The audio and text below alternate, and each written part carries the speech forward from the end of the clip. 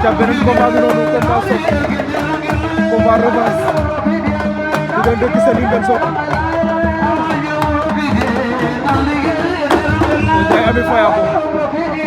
muy revanche ndeysaan Guissé li moo ko mujjee daan la mu ko demi-finale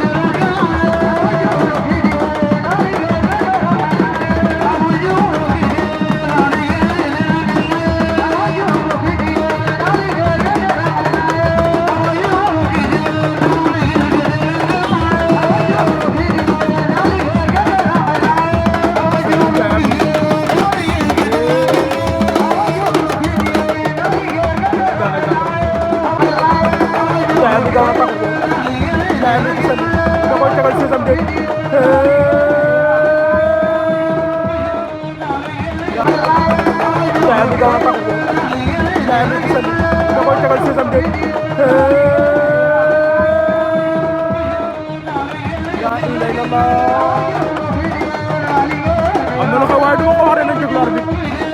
Guissé Lingane Sokh bi loxo ba la teg il faut dégg wala